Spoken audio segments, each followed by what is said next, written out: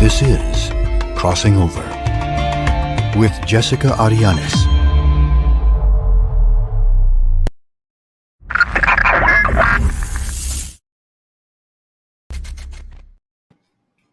All right, shalom, shalom. You're tuned in to a very special broadcast today on Sunday, Crossing Over.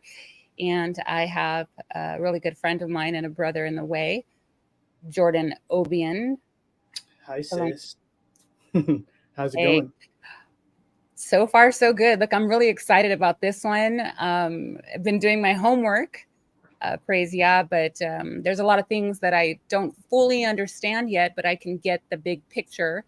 And I'm glad that you are willing to join us and perhaps answer some of those questions that I might have and others. And so we're going to talk about digital currency and the future of finance, but specifically, well, from my perspective, the way that I believe the Ruach is showing me is that this will somehow play into not only our restricted liberties or restricting our liberties, but somehow play into the mark of the beast, which will then prevent us from buying and selling.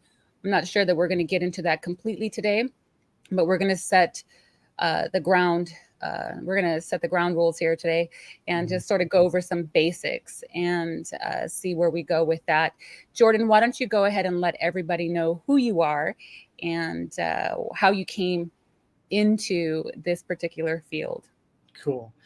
First, can we open up in prayer really quick? Is that okay? Absolutely. Yeah. Please. Right.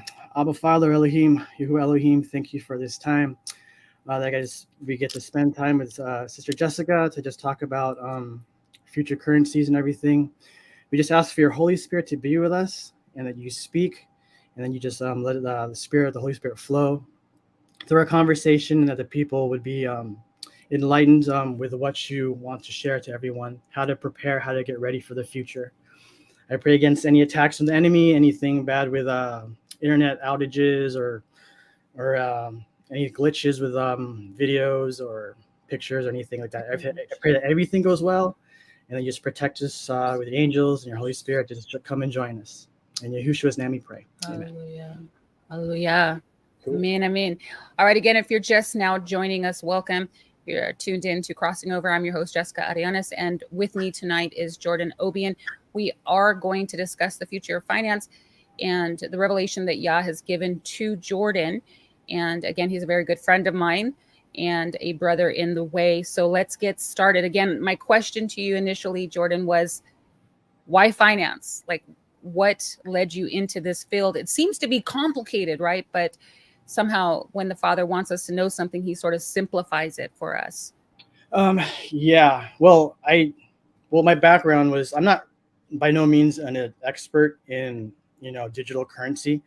I'm just learning, finance and stuff. I'm just trying to share what the Ruach has shown me with others to, maybe get ready and prepare for what's going to happen in the future. Back in 2020 is when I got into Bitcoin. I actually had some extra money and I was like, let me see if I can try and invest in something. And I stumbled across a Robert Kiyosaki video and he talks about real estate and finances and how to invest. And he said, invest in gold, silver, and Bitcoin. So I was like, okay, I'll try that. So I did, and I was like, okay, gold, silver, whatever. And then I got into Bitcoin, and I was like, okay, what is this thing? I have no idea what it is. I knew it was digital, it was online, and so I got some, and that was in 2020, and I got in at the beginning of the bull market. So the bull market means it's when the market starts to go up. They say bull because a bull pushes with his horns the market up, so they call it bull market. And so I just saw my Bitcoin investment double, then it kept going, and months later triple, quadruple, 10x, and I was like, this is awesome. And I was like, and then I started getting other cryptos like Ethereum and Cardano, all these other things, and I was like, this is so cool. You just throw money on it and it keeps going up. and this is my first rodeo with it, and I just saw it go all the way up, and like a new person in finances, you can watch it go all the way up, and I didn't sell because everyone on YouTube was like, it's going to 100,000. Don't sell. We're going to the moon. You know what they say. And I just watched it go all the way up, and I just wrote it all the way back down. So I'm like, oh man, it sucks, you know? And so I was like, okay, well, you know, where do we go from here? Like what's next, you know? And a couple months ago, like 4 or 5 months ago, I had this dream, and I remember the dream. It was like so vivid and so clear. I saw it was Bitcoin, and it was on a roller coaster. It went up to 30K, it dropped down, went up to 70K, it dropped down a little bit, went up to 80K, and then it dropped down a little bit, and then it was about to hit 100K. And just before it hit 100K, it was like 99K. It tanked, went all the way down to zero. And I woke up, I'm like, whoa, that was like a crazy dream. Is this from you, Yah? You know, please, like, let me know. So yeah, I prayed and I fasted, and I was like, okay, show me if that's from you. What do you want me to do next? What if Bitcoin is going to zero? What's the next best thing? So I fasted and prayed, and I kid you not, like a day later, this YouTube video pops up on my feed, and the algorithm, it was out of like, you know, it was just so random. Like on my algorithm is just crypto stuff, Torah stuff, and UFC stuff, you know, and there was like nothing, not like this lady, her channel was aerobics, and it was like Christian aerobics and all this stuff, and but she had, and it was just so random, and I saw it and I was like, oh, that's interesting. And she had one video on there that said the future of crypto is going to be XRP and XLM. I was like, that's interesting. Like I was like, okay, I'll give that a shot, because I owned some XRP back in the day, but I sold it because they got sued by the government. And I know you had some XRP, right, sis? I did. Yeah. Did you sell too? I did. Yeah, right. Like they're to like scare people, get them sued. So everyone sold, and I sold. So I was like, that's interesting. And she said that God told her XRP and XLM are going to be the future currencies of the world. Mm-hmm. And then so I did a little bit more diving, and I saw other Christians were having the same thing. They said, God told me XRP and XLM will be the world finance. And I'm like, oh, that's crazy. And I actually found other videos of other Christians who had the same dream I had, like Bitcoin going up 30, 70, about to hit 100, and it goes to zero. And I was like, whoa, this is crazy. And I had that dream 2 more times. So I was like, okay, God, you're probably speaking. You're speaking to me. You're speaking to all these people on YouTube and stuff. So I was like, okay, we have to dive into this. So basically the point of this video is it's not financial advice. It's to show what I found, that what the higher ups, the elites, the bankers, countries, all of them, what they're doing. Don't listen to what the news says. The news says the dollar's strong, the economy is doing great, unemployment's all-time low, the housing market's fine. You don't need to worry. But to look at what the higher ups are doing, bankers, nations. Right. So we're not caught off guard. Yes, because they're planning something. They're saying one thing, but their actions are doing something else. And that's what double speech, serpent's tongue. Yes. So that's what comes to mind. Yeah. Sorry. What comes to mind is Proverbs 13:22, which says, a good person or a righteous person leaves an inheritance to his grandchildren, but the wealth of the wicked is reserved for the righteous. So that's the first thing that came to my mind. So it's not that we are in pursuit of resources so that we can preserve our existence, but rather we are being wise in this day and age, especially with our economic resources, right? We don't want to be caught off guard. And not only that, but like I mentioned in the beginning of this video, I personally, and you and I have had discussions on this, and it just seems to flow. Our discussions flow with me over here talking about the prophetic events and biblical narrative, and then you talking about finance and resource and what the government is doing. And they do come together nicely. They sort of complement each other when it comes to understanding how these prophetic events will unravel. I do also believe, brother, that there are certain events that took place within the last couple of years. We are all aware of them. I don't believe that they point to the mark of the beast, but I do believe that they are a springboard that is leading to this economic recession and this one world order. Now, I will also say before we begin that I've always sort of had, well, let's just say that I never fully understood what the one world order really meant in regard to money, and how money really does play a huge, actually, if not anything, it plays the entire role of how a world order is established. And again, thank you for the resources that you've been giving to me. I have done my homework. It's a lot to digest. It's a lot to take in. But again, I do believe that when the Ruach is with us, he allows those things that seem confusing and cumbersome, which I believe the industry and the leaders, whether it's big banking or big corporations or whatever, the media, I do believe that they purposefully confuse these things. They purposefully hike up prices of good natural food. They purposefully make these things seem unattainable for the common person because that's who it's supposed to affect. They don't want us to know. They don't want these things to become to be clear or to be accessed with ease. They want them to be cumbersome and you know, grievous. And so we're like, I'll just let somebody else. I'll let my broker figure it out for me, or I'll trust my financier, or I'll trust my bank, or whatever. So you leave those complicated things. It's very much like our health system, right? We think, oh, biology is too difficult. You know, it's so complicated out there. All the doctors are against each other, who knows what. And so then you sort of leave that area up to the professionals. And so you really do yourself a disservice. So what we're doing here today, beloved, is that we are trying to clear up and just sort of create sort of a clear path that we can begin to do our own research with.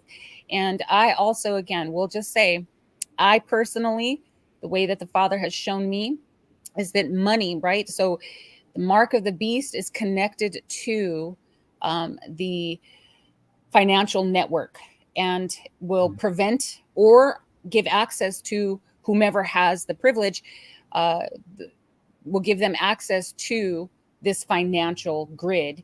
And so I do, again, buying and selling. That's the key word there, buying and selling. So thank you for sharing your dream. In other words, what I hear you saying, brother, is that this was not something that you endeavored to do, but something that was placed upon your heart with signs, with revelations, with dreams, with prayer and fasting.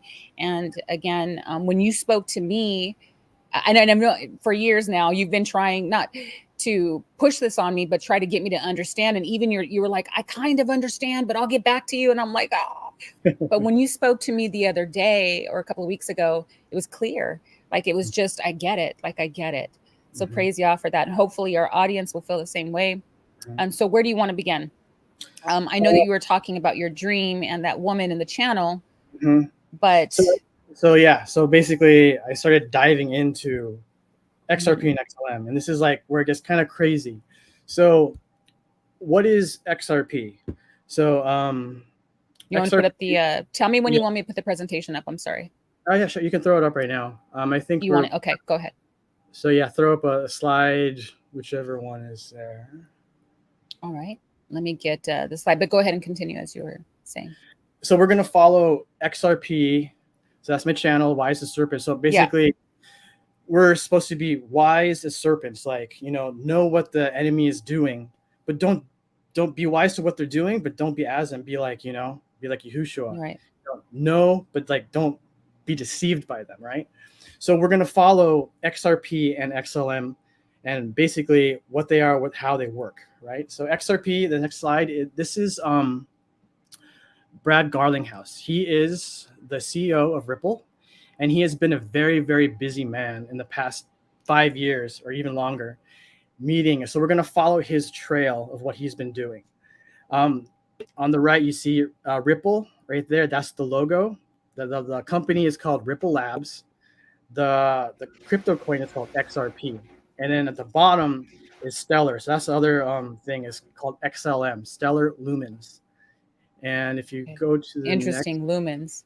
Yeah. So yeah, basically the XRP has another logo right there, is on the right, the bottom right. That is an X. So you just, so you know, so that comes into play later on. And basically XRP, okay, so the guy on top, that guy, he's the co-founder of XRP. He helped create it, and he branched off. His name is Jeb McCaleb, and he branched off to create his own crypto called XLM. And so he had his hands in both of them. So what's interesting is that XRP and XLM are really fast cryptos that can transact finances cross-border really, really fast. There's a thing called TPMS. It means transactions per second. Do you know how fast XRP is per second, sis? How many transactions can go? Can you take a wild guess? No. No. So basically, XRP can transact 1,500 transactions per second. What? Yeah, it's crazy. It's wow. fast. Globally, fast. I mean, like universally? Anywhere. Across the globe? Anywhere. Really? Yeah. Like and that's the attraction, right? Yes, it's like super fast and it's super cheap, like for cents. So it's convenience. Yes, it's not like, you know, Swift. If you want to send money to Mexico or the Philippines, for me, if I want to send, it'd take 1 to 4 days, you know, and it's super slow, right? So XLM is super fast too. Do you know how fast? Can you take a wild guess how fast XLM's transactions per second? It's actually a little bit more. It tops out at 4,000 transactions per second. Wow. Okay, super fast. So we go further. So there's the attraction. So interesting to note that recently, within the last couple of years, we have had reports, even here in Los Angeles, I'm sure you're aware of it, but we've had reports of banking institutions losing people's money, people going, it was all over the news, right? People going to the bank saying, you know, B of A, they don't know where my money is. What was the transaction company that was that Bank of America uses? Venmo, right? Venmo was just, their transactions were not only being delayed and congested, but also their transactions were being lost, and they were having so much trouble. Then you hear of the banking systems being closed or shut down in Greece, people having to like stand in line for days. Here in Hawthorne, in Los Angeles, other small institutions were also following suit, shutting down, people unable to access their resources, unable to send money to you know, their families in other countries. So there was all of this problem, action, solution, right? And so this seems very attractive to those who, again, are in fact working here in the US and sending money internationally to family members. But nonetheless, it's also going to be a main attraction for purchasing products, right? So when we go into the supermarket or a particular store, you know, just using your digital currency or using your phone or just accessing that network. I'm not talking about the currency, but the network is becoming so fast that the transaction is ease, right? So that's part of the attraction. Do you think they did those things on purpose? I mean, do you think that was part of the plan? Yeah, it's basically another thing that they're actually trying to do with having these banks go under and like be, you know, it's hard for people to get their money. Obsolete, right? Yeah, they're becoming obsolete. It's because they want to get rid of the small banks, and the bigger banks are buying them up. They're gobble them up. Yeah, right. Hegelian dialectic. That's exactly right. They're trying to acquire all the small banks, so there's only 1 or 2 banks that own everything. BlackRock, Vanguard, like those guys, they own everything. So as we continue, right? So with transactions with Stellar, super fast. Do you know how fast Bitcoin is? No. It tops off at 7 transactions per second. 7. Oh, that's pretty slow. Super slow compared to 4,000. Yeah. And it costs expensive. It's expensive. It takes a lot of energy. So basically, I look at Bitcoin is old technology. It's like XRP and XLM, like Google and like Springboard. They're super fast. And the beta testing. Yeah. Bitcoin's like AOL on dial-up, you know. Like super slow. Do you remember that? Yeah, I do. No, I don't. What are you talking about? Modem. It's super slow. So knowing that they're super fast and they can be used worldwide and it's cheap and it's energy efficient and everything, we're going to follow what Brad has been doing. So I have this video. I think you have it teed up. Let me explain it. It's a 2-minute video, but it's really fast. And I like what the guy said. Video? The Ripple video. So basically, let me tee it up first before you play it. This guy had made a 2-minute video, and he actually got all these news clips and shoved it all in to see how connected Ripple is worldwide. And it's just a shotgun blast, all this information at you. We can break it down a little bit later, but it is pretty interesting to see how deep the rabbit hole goes with Brad Garlinghouse, XRP, and the world. So you can play it right now. All right. Hopefully the audio comes through. Mm-hmm. Let me know if it does. Really hoping it does. Let's see. Is it coming through? No. Okay. All right. Give me a second. I thought we might have this problem. Give me just a second. Let me share and make sure that I have the proper settings. So let me stop screen here. Present, share screen, and share audio tab. It says, well, let me see if I'll try it again. How about now? The new global digital there you payment go. system. They use Okay, let me start from the beginning. Ready? Yeah. Why do I hold XRP? Because Ripple's the chosen one to lead the new global digital payment system, and they use XRP. In 2013, the Federal Reserve began looking for faster payments options. 2 years later, an action plan was born and a federal payments task force was created. It included one company focused on crypto, Ripple. In 2014, the World Bank and Better Than Cash Alliance, which includes the Bill and Melinda Gates Foundation, Clinton Global Initiative, and the governments of 32 countries, put out a report called The Opportunities of Digitizing Payments. 1 year later, the Better Than Cash Alliance featured one crypto company on their website, Ripple. Today, Better Than Cash Alliance and all other UN initiatives are focused on a single agenda, the Sustainable Development Goals for 2030. You can see the SDGs logo on Bill Gates' lapel, world-leading companies, the Better Than Cash Alliance website, and on the UN's official exchange, Exchange. What crypto is Exchange officially utilizing for their carbon credit solution? XRP. The world will move to a new international standard for exchanging electronic messages between financial institutions by 2025 called ISO 20022. Who was the first ISO 20022 member focused on distributed ledger technology? Ripple. Who's partnered with over 300 financial institutions, including Bank of America, American Express, PNC, Santander, SBI, HSBC, Standard Chartered Bank,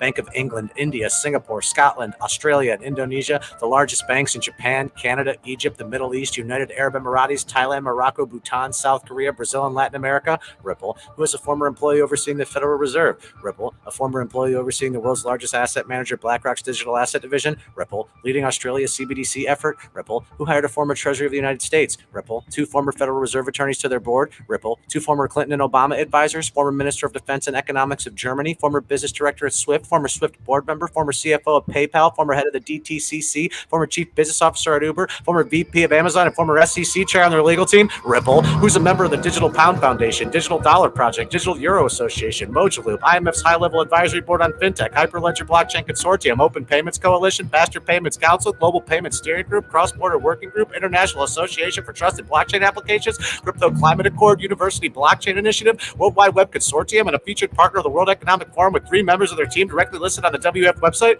Ripple. Now, does Ripple and XRP sound like they're going to disappear, or do they sound like they're part of a much bigger plan? You decide. Wow. It's crazy. Wow.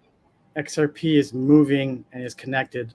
So like we actually if people like, if you can link that link in the description, if people want to go through, absolutely, like me and my brother, we actually went through it and we paused it at every like frame just to read the news article, and it's like they're all over the place. And I just wanted to go through some of them with you right now, so for the people can see.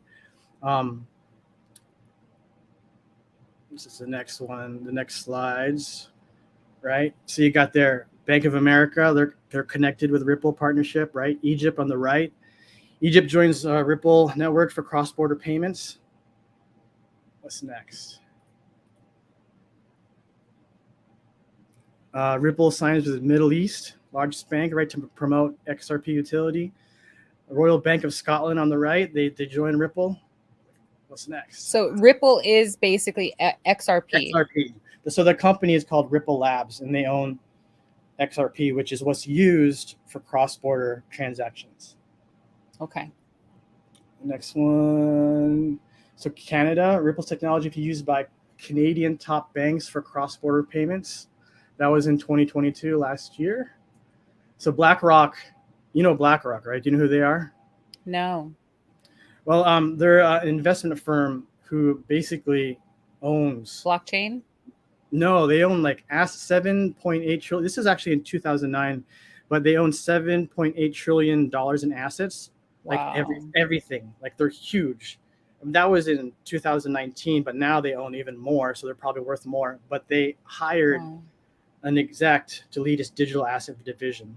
What's the next slide? So BlackRock is a bank institute or a financial institution? Yeah, investment firm. Like they're huge. An investment firm. Yeah. Okay. They're massive. Like Merrill Lynch or something. Okay. Or like Vanguard. Yeah, so they're Ripple with Visa in Indonesia. They have their hands there. So this is where it gets kind of interesting. So the Bank of Japan says, is this the right picture? Okay, so on the right is kind of backwards, but over there on the right, he said that in 2025, all of Japan will be using XRP for their banking system. And on the left picture, 2 weeks ago, they're already implementing it. So like this week, this month has been a very interesting month because Japan started doing it. And then the next slide is Australia. So it's becoming international. It's a fight. Yeah. Like sort of like the fictitious contest to reach the moon. I call it fictitious, but nonetheless, it was them, the nation striving to become the champion among the rest. And so it was what we call the king of the hill, right? And so this is basically the same.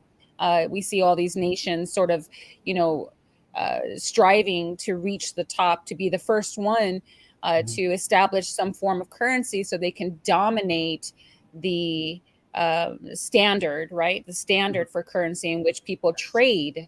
I think that's the key here. And I think China's right now, currently, as of today, from what I've researched, China is currently at the top, right? They're sort of accelerating. And America is like a close second, and we're following in pursuit of China.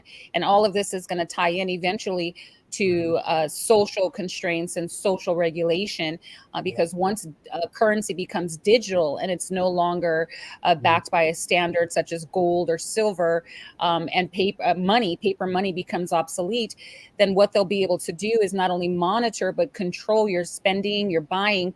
And of course, it's going to be under the guise of, being able to provide you with products, but really what it is social control and totalitarian, right? So it's social control, a new world order in which the person or the nation that holds the standard for currency, which to trade throughout the nations, will then determine, and of course, again, China's at the lead.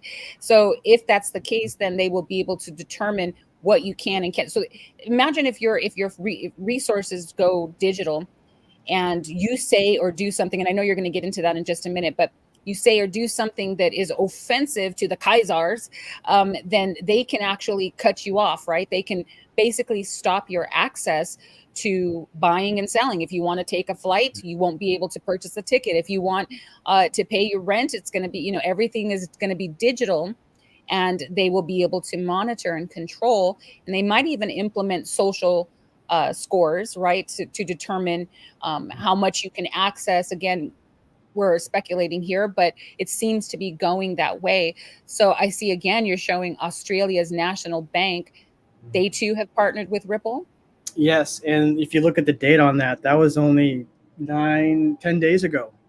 Like this month has been very active with XRP and banks and all that stuff around the world. So what about, so Stellar actually was picked up by Ukraine, right? Ukraine government picked Stellar Development Foundation to help build national digital currency for their CBDCs. So that was back, so that's what they're doing. So it was like XRP is very busy, dominating. And I think XLM is just kind of hiding under the radar, but they're doing their thing. But then XRP has been moving a lot. So Big C, what else has Ripple been doing? If you move to the next slide, they're actually part of, the next slide is the World Economic Forum. So on the headquarters. Yes. So on their website, you can find them actually on the World Economic Forum. So if you go to the next slide, you see Brad Garlinghouse. He's actually speaking at World Economic Forum, like all over. And he's there. He's actually mentioned there on the forum right there with his. And the guy on top is Chris Larson, above Brad Garlinghouse. He was actually a co-founder with Jed McCaleb to make XRP. So XRP is very well connected with the World Economic Forum. International leaders. Yeah, super evil, but their hands are with the elites and Charles Schwab and all the stuff that they're trying to do, which is not good. It's crazy. So not only are they with the World Economic Forum, he's actually been meeting also with IMF. Do you know what the IMF is, sis? I do not. You do not. Okay. No, I'm learning. I'm taking notes. Tell me, Jordy. So it's called the International Monetary Fund, and basically their agenda is to promote global economic growth and financial stability, and they basically, kind of determine what's next, with finances and all that stuff worldwide. If you go, so this is him meeting with IMF, and right there is a Hong Kong Monetary Authority. The guy next to him is Saudi Arabia. Oh, yeah. I see him. Very right. If you go to the next slide, he's actually at the high-level advisory group of the IMF Interdepartmental Working Group in Finance and Technology. So these are all the heavy hitters from the IMF. But also you see that the Bank of Indonesia is right next to him. There's someone from SWIFT there, but a lot of them are heavy hitters with the IMF. Wow. So what has the IMF done? You can go back. Don't show that one yet. So basically, what has the IMF done in the past? So basically, in 1944, the IMF has they took the gold, they took the dollar and they backed it with gold. So it's actually worth something. Unlike now, the dollar isn't backed by anything. Back then, they made it kind of valuable in 1944 to 1974. So the dollar, you can go to the bank or wherever they would trade the dollar for however much the dollar was worth in gold. You'd be able to get gold back because gold is valuable, right?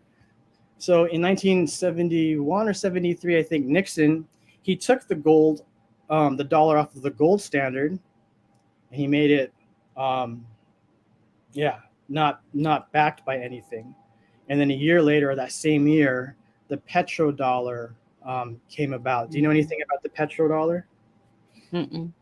So the petrodollar was an agreement with Saudi Arabia to only sell oil in dollars. That's why the dollar had so much pull worldwide. Because if you wanted to buy oil from Saudi Arabia, you had to have dollars. And so that's why it gave it. And thus the wars, and that makes sense. Yeah.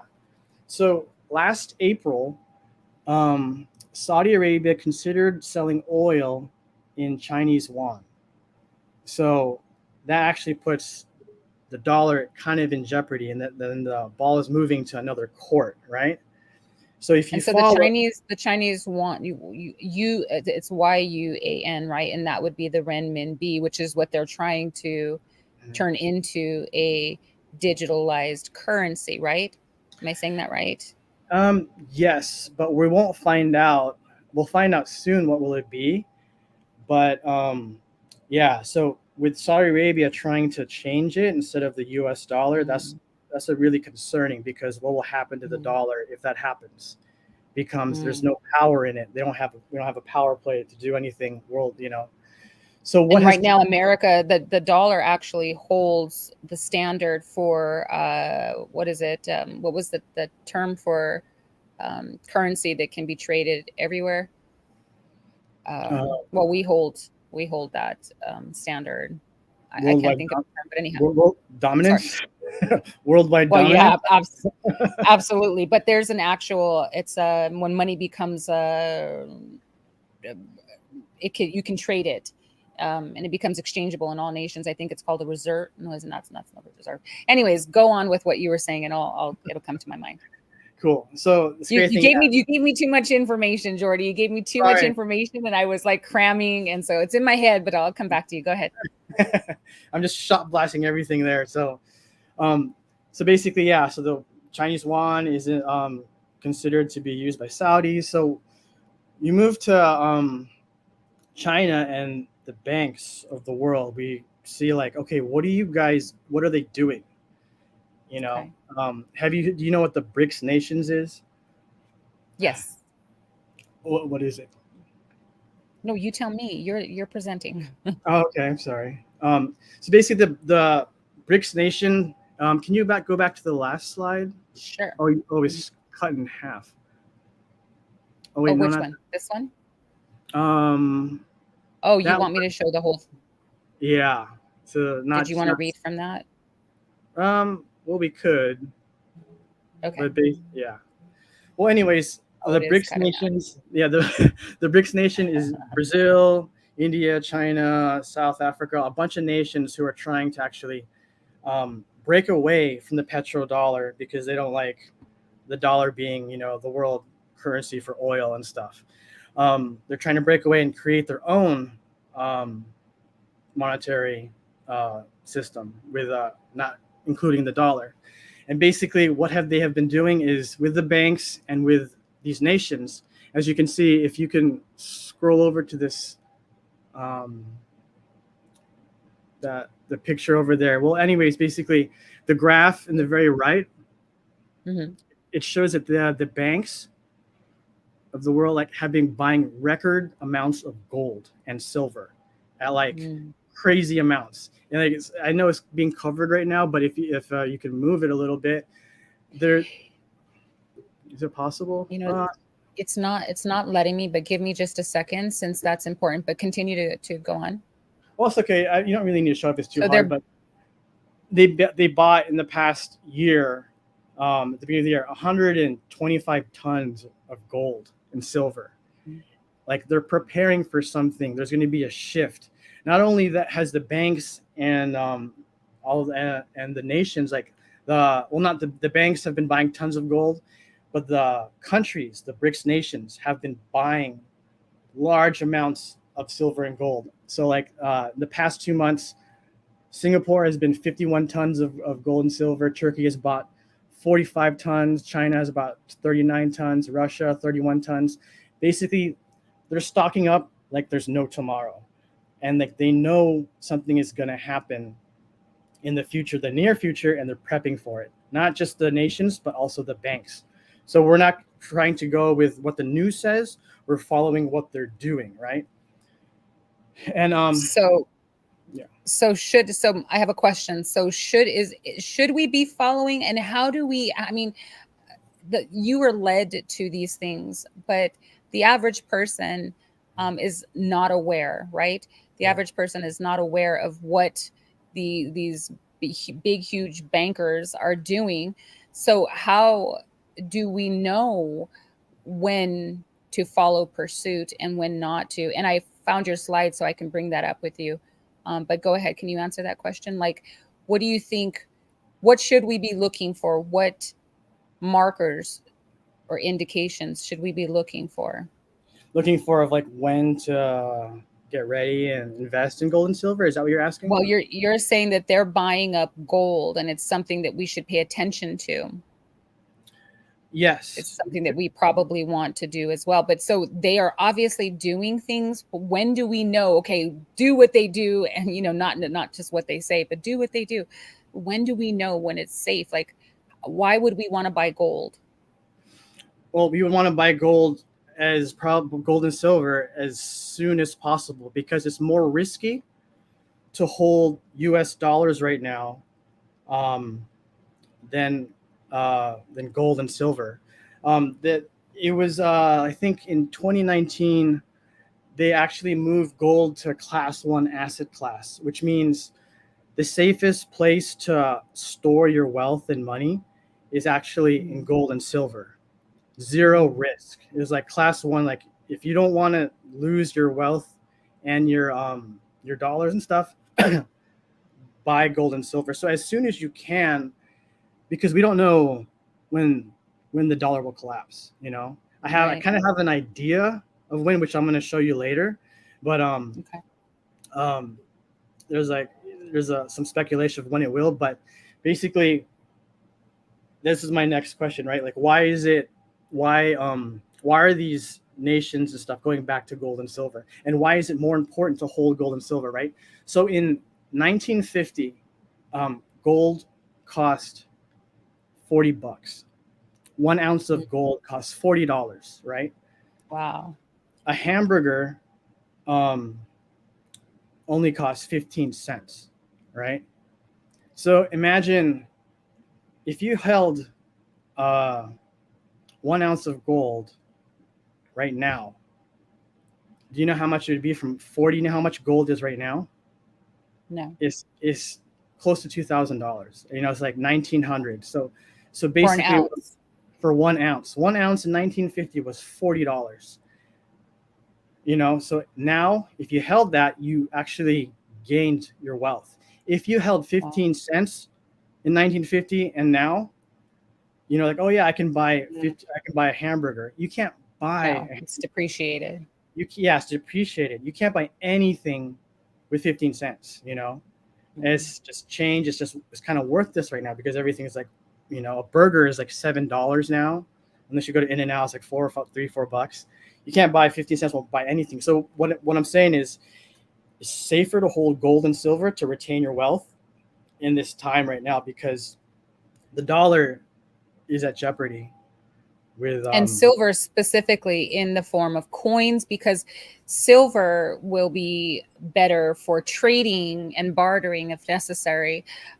Gold maybe perhaps in bars if you're able to actually do that, but silver would be best purchased perhaps in bullion, right? So maybe even Canadian bullion. But I guess the best would be to purchase currency within your own country, your own country's currency. So silver, U.S. currency in the form of coins, and that's for trading and bartering, right? You're not going to go in with a big bar of silver and say, I need milk and eggs, you know, with an ounce of gold. But so for trading purposes, coins would be best.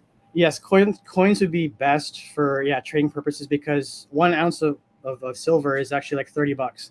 1 ounce of gold right now is close to $2,000. So you definitely. And that's, and you said the banks are now like gobbling up all the gold. Yeah. So it's best to get it now while still available because sooner, later, it might be non-available. So right now it is. And then there might be a time where there's nothing to buy anymore or because the banks got it all because they're getting ready. Right now they're getting ready for something. So that's what I'm trying to tell people they're getting ready, you know? Okay. All right. So we need to be on our toes. We need to be ready as well. So here's that presentation you were asking for, showing the central bank and their demand, right? Yeah, it's been super high. So you look at right here. We're 2023. It's just been up there. They're getting ready for something, and see it. Y'all see it. It's not going to be good. So start. All right. If you want to preserve your wealth or whatever, it's probably best to buy gold and silver and XRP and XLM maybe. We're going to get more into that right now. All right. Well, I have that second one. Let me pull up that one for you. Okay. So the ball is moving. The BRICS nations working on creating a new currency that will be discussed at Leaders Summit. And basically next month in August 2022 or to 2024, they're going to announce what currency is going to be backed by gold and silver. So that's huge. So we're actually moving to... My bet's on China. My bet's on China. Yeah. We'll see. You never know, right? We'll see. So they're getting ready to do something next week. So keep an eye on that, like what's going to happen, because finances right now is kind of wonky and scary. It's going to be scary to hold dollars. Probably be best. And if that happens, the price of gold might shoot up. Who knows, right? Right now, silver is $30. What happens if it becomes $100 per ounce? Are you going to be able to get as much as you know? as you would right now or later. The ball's moving, and it's moving very fast right now in this time. It's crazy. So on top of that, and what's also really quick, what's also important to note, just really quick, is that the currency that they're striving for is not just digital currency. So it's not just for the sake of convenience and transferring funds and resources all over globally. But I think even what China is striving to do is to create a programmable, and put that word down in your little list, programmable, something that they can program and thereby connect to the independent person. And that's really, I think, where it gets tricky. And China, that's what I'm saying. China is actually working towards what they call a programmable currency, not just digital, but programmable. Mm-hmm. Yeah, okay, I think they in China they actually have this app. It's called WeChat. Exactly. That's what they use for people to buy. And if they don't want you to be somewhere, they can cut off your finances and stuff. Exactly. It's very bad. It's not a good thing. No, it's not. Yeah. So where are we? The BRIC stations are going to announce that next month. So like the IMF, right? So we're going to go back to the IMF. IMF, who actually made the gold-backed dollar, they're actually moving to the next step in digital currency. Last month, or not, in March of this year, they actually met in Morocco, and then they had a deal that they're going to work on a universal central currency. So they're working on something that's going to be worldwide. And someone actually said, okay, let's take a look and see what they're talking about. So someone like a guy I was watching, he said, go and check out their document called Trust Bridges, which is this right here on the left, FinTech Notes, Trust Bridges and Money Flows. And this was made this year. And if you go to page 23 of this document, check out what it says. It's crazy. So this is IMF. Wow. They're gonna make universal central currency. So what's the next slide? The next slide actually tells what they're talking about. 3 models arise: a private settlement asset and marketplace such as Ripple, XRP, an open source marketplace such as Stellar Foundation.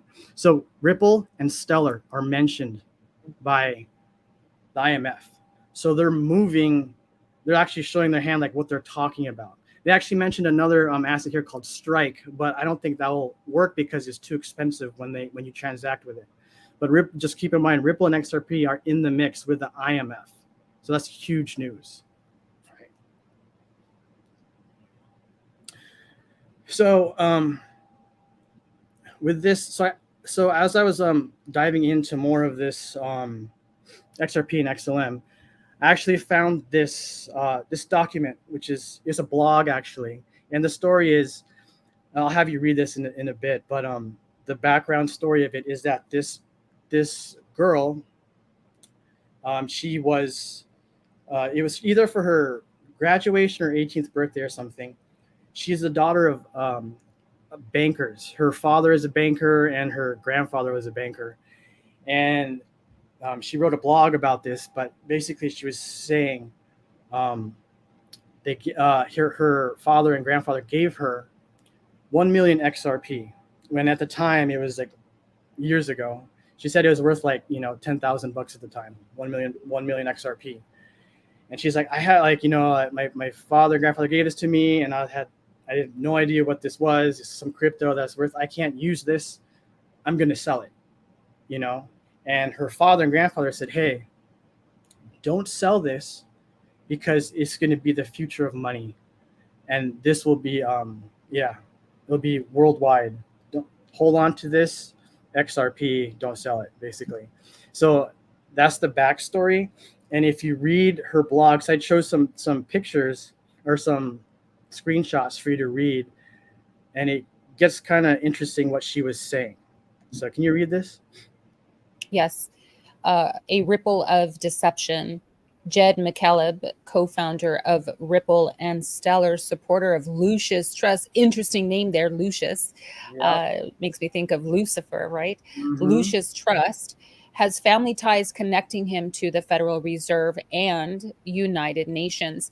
In 2014, he moved on from Ripple to create Stellar, giving the illusion that the two organizations were separate entities. Ripple and Stellar are like brother and sister, each providing something of value in the new world financial system. Ripple is said to be a cross-border payment provider, and with the use of XRP, it will be for a short period of time.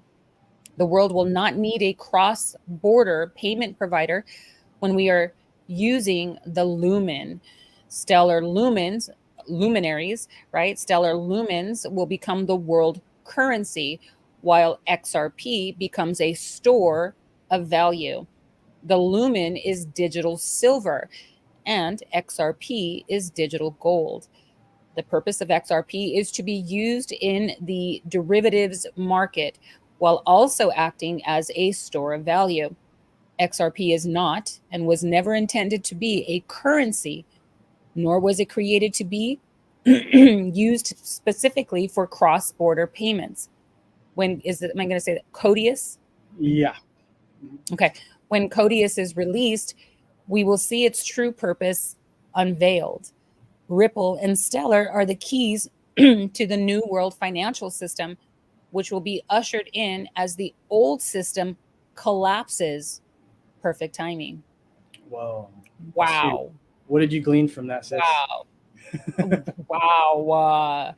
Right. Yeah, they're phasing out the dollar in order to usher in. And again, I encourage all of you listening right now, and those who will listen at a future time, do your research.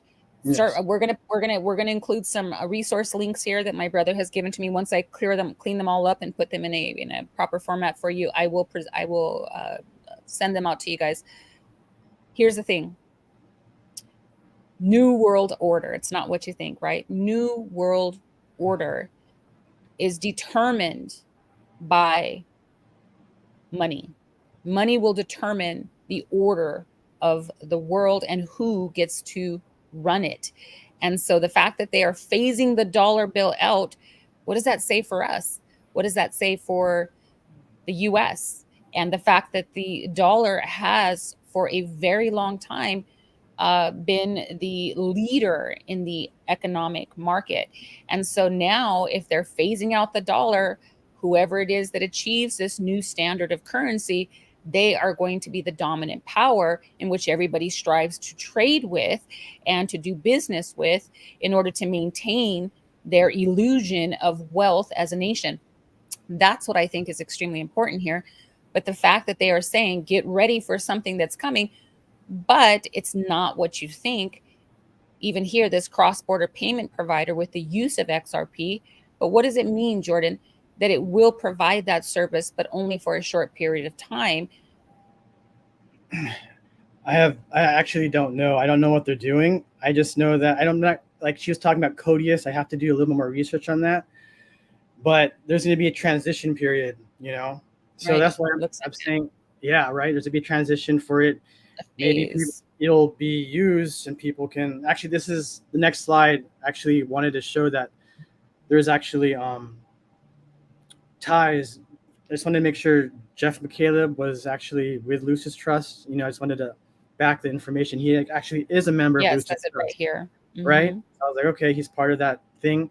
Not only is Jeff McCaleb part of Lucis Trust over there in the gates. Yeah. So of they're course. part of, yeah. Right. So it says here that Jed McCaleb is the co-founder of Stellar Lumen. So he's the co-founder. And down here, Lucis Trust members, United Nations, Lucis Trust, and Jed McCaleb, the American programmer. So that's funny. He's an American programmer. Again, they're looking for a programmable, something that can be programmed and controlled and monopolized. It's all about world dominance. It's all about control. Yeah. So if you go to the next slide, just read this part. It gets, the rabbit hole gets even deeper. So check out what this girl was talking about. So this is this woman that you were talking about who had the fathers who, or the grandfather and the father who bestowed these resources onto her, right? Yes. All right. So her name is Alice Bailey, and I'll read first over about who she is, her Well, not bibliography. So, not Alice Bailey, not that part. Just read on the left, the step into the light. Those two red boxes. Just read those right okay. now. You got it. So step into the light, introducing the one currency which will replace all fiat currencies, the Lumen. It can be transferred in seconds for less than the value of a penny, and the supply is capable of scaling to meet the needs of a growing world population. The lumen can be defined as the luminous flux of light, wow, produced by a light source. Stop it. Lucifer is the bearer of light, the morning star. While this was ascribed to him, he's not necessarily that, but this title was ascribed to him. So soon we will be sending lumens using Li-Fi, light used to transmit data. Wow. Welcome to the age of enlightenment. I'll say that. Jed McCaleb, they wrote their quote unquote Lucifer. And so, which is why the Illuminati and Luciferians subscribe their allegiance to this entity, because they believe that the knowledge that he possesses and gives to man, sort of like Prometheus, would then enlighten them towards the linear future. And so their aim for this new world order is that as they progress, right, they are becoming enlightened beings, or they are becoming ethereal, if you will, or superior to their former nature. So this is the attraction. Again, this is what's elicited. Jed McCaleb is the co-founder of Stellar Lumens. He is connected to an organization called Lucis Trust. Lucis means light, which in Latin, which has a project called World Goodwill, United Nations Sustainable Development Plan, that promotes the teachings of its founder, Alice Bailey. Or that's the founder? Okay. Lucis Trust, formerly no, stop it. Okay. Lucis Trust, formerly Lucifer Publishing Company. Wow. Is the organization behind the one world religion. By 2030, they are predicting that the world will have one single religion. Chance does not exist. According to them, you must be chosen. Lucis Trust was established 96 years ago, and Alice Bailey died 69 years ago at the age of 69. December 15th will be 69 years since her death. She is special to this world, and 2018 is a special year for our world. 96 reversed is obviously 69, symbolizing as above, so below, or their duality. They love their duality. Numbers are very important in their world. Even words have numerical values. The English language is coded to mimic a language used over 10,000 years ago. There is nothing new under the sun. And what would that language be? Probably the Enochian language, right? John Dee's sorcery and alchemical language, the Enochian language, which was mixed with the Phoenician language and the ancient Hebrew, and then eventually merged into what we know as modern English. So, yeah. Yeah, that's crazy. Interesting. Right? Isn't that nuts? Like all of that Lucifer stuff, like connections, like it kind of like all comes together, you know? Like why, like they're using Lucifer Trust is like, they're going to use Stellar Lumens. Like, wow. It's just nuts. So like I looked into Alice A. Bailey, and she's a founder of Lucis Trust, right? One of the founders, I think. Basically so she has a 10-point plan to destroy Christianity. And her her plan is actually in the United Nations. They have like a room where they meditate and pray. Her plan is actually in there, where they have like a black box and 10 points of light, and they actually have. Yeah, it's crazy in the United Nations. So if you go to the next slide, it actually shows this is her 10-point plan, which is actually being in place. Could you read all of that? In the United Nations? This is in the United Nations. Yeah. Wow. Okay. So the main purpose of the 10-point charter strategy is to either destroy Christianity or to convert the nations to New Age philosophies. The Alice Bailey 10-point plan is also part of a larger strategy to eventually introduce a new world order system. The 10-point charter by Alice Bailey is as follows. 1, take God and prayer out of the education system. Check. Yep. 2, reduce parental authority over children. Check. Yep. Destroy the Judeo-Christian family structure or the traditional Christian family structure. Check. Yep. Oh, if sex is free, then make abortion legal and make it easy or accessible. Check. Yep. Make divorce easy and legal. Check. Free people from the concept of marriage for life. Wow, this can't be real, Jordan. Make homosexuality an alternative lifestyle. Debase art. Make it run mad. Use media to promote and change mindsets. Create an interfaith movement. And finally, get governments to make all these laws and get the church to endorse these changes. So has that all been implemented? Yes. Done. All of it. Done. Right? Wow. So their plan is actually in motion already, and it's happening. And that's why time is coming to a conclusion in motion. What looks like they're like next. Right? So it's already there. Yeah. All the things are set. So if you go to the next one, this is the last box about. Wow.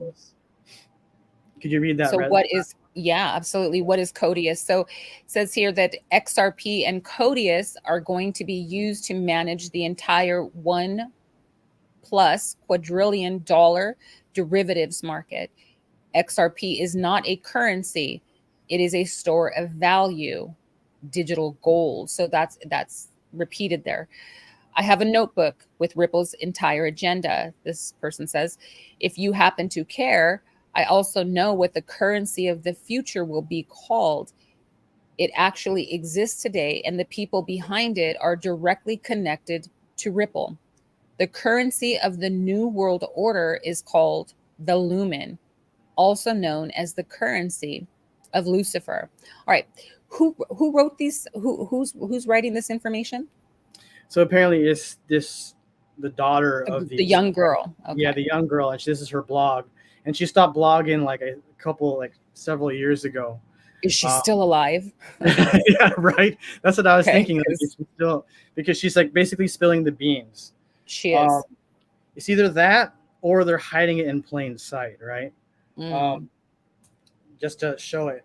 The next slide is actually, it has nothing to do with Stellar and all of this stuff. It just I just thought it was interesting that maybe we should read it for people to know like this might happen. It has to do with 5G. So basically someone asked her about, there's this other coin called IOTA. They're like, is that going to be, will I be able to make more money holding IOTA than XRP? And then this is what she wrote. IOTA was chosen to be. Let's just be careful with the K words, okay? So we don't get flagged. Which one? Keyword. The K. Can you read it then? Okay. But just read the white box, just the white box, not the very top. Sure. Yeah. Sure. So this was a response to the question regarding Money 2023, right? And so she was basically replying in another post that 5G would cause damage to billions of people, basically microwave cities. And so there was the dialogue here is that IOTA was chosen to be a core technology for 5G grid zones, which contains smart cities. Now that's something actually I'm going to present on. I actually posted a blog here on my channel in the community section, because yes, there are already smart cities established locally, like in Fresno, like in California. And so it says here, she says that billions will expire. Build your wealth over the next few years, she advises, and start building a home that is made of stone for you, your family, and maybe some friends. Learn to grow food. No currency that exists today will matter by 2027. Microwave cities will do their job. Yeah, absolutely. This is already happening, Jordan. This is already happening. Yeah. So like, I mean, I just thought that might, like, because she just mentioned it, and I was like, this might be something people can use, like, just to be wary of what these towers can do. Yeah, maybe get out of the cities that are like have all of these things around, and maybe start growing your own food and be able to sustain yourself like through that. So I mean, I just thought. Yeah, here's the sales pitch, right? So we're always looking for a sales pitch. How would they sell your own demise to you without revealing that it's your demise? So there's always a pitch, right? Because if we go back into the garden, if we go back into Genesis in the beginning, we see how Satan pretty much solicited a theory or a concept that seemed better than what they had, right? It seemed as though that he was offering something more, or an alternative, and under the guise of freedom or liberty, which ultimately brought destruction. But so what's the pitch here? The pitch is always utopia, right? So they're going to, things are getting so difficult. Things are becoming, our food, we can't trust any of the sources anymore. So people's mindsets will be such that, yes, we need to do away. In other words, everything, it's not working anymore. It's not working. So we live in a fast food society. We live in a divorce is like, yeah, you just divorce. It's so easy. You having a difficult marriage, you have a difficult, situation, divorce, right? So you don't want to be abort, So we live in a society of convenience, and therefore we look at everything, and this whole generation that's emerging is going to basically say, hey, y'all got it wrong. You didn't lead us into utopia, and we are going to do that now. We're going to create everything so that it's fluidity, right? It's convenient, accessible. There's communities, there's a utopia. And it's basically the attempt to create this ideal paradise here on earth. Well, people will gobble up an opportunity to live within your own means and not have to experience poverty, and everybody's sort of on the same level. You remove the line of demarcation between the rich and the poor, all the things. It'll seem extremely attractive. But the idea is that we know that following in pursuit, or when we have misplaced our faith in political utopias, it leads to ruin. So I want to say one more thing, brother. And I know we've had this discussion before, but when it comes to going off grid, people assume that going off grid simply means that you move to a rural location. That's not what off grid means. The grid that they're talking about is the electrical grid. So the electrical grid is what runs the nation, and so that would be electricity. A person who is truly off the grid is able to supply their own electrical currents, and that would, there's various options out there, but the primary option would be like solar panels, or using wind or sun, or even the currents of water to basically charge your home. And so going off grid means that you're no longer attached to the electrical system. And that is not something, given the age of technology, that's pretty difficult, wouldn't you say? Mm-hmm. Totally. Mentally first. Yeah. Because we're so accustomed, to like, exactly. Yeah. It's like, give me this, give me that. I got this. You can get everything's fast. That's why I have fast food, fast everything. You get it's all there. Right now, right? Mm-hmm. My goodness. So she's making the suggestion, though, and I think it's wise. It is wise, right? So that we start to, she says, to establish whatever wealth that you do have. And again, we do want to be led by the Father. The Ruach will show each person individually how we can prepare ourselves so that we do not succumb to the pressure that's placed on the average person. So we don't succumb to their tactics, right? Mm-hmm. Can you go back to the last slide? Don't go to this Absolutely. yet. Not yet. Mm-hmm. So, sis, can you explain Hegelian dialectic to people who don't know what that is? Absolutely. So in short form, it's just basically the royal they will create a problem. So they are the ones that create the problem. And then they, from another angle, will come out and say, hey, we, the left side, created the problem. We're the right side, and we have the solution. So it's problem, action, solution. So once they have created a reaction from the people, and the people are protesting and kicking back, then they say, hey, we're good, mommy and daddy, we'll take care of you. We got you. We know what we're doing. And so what it does is it really keeps your fidelity. It keeps you bound to them as your handlers and controllers.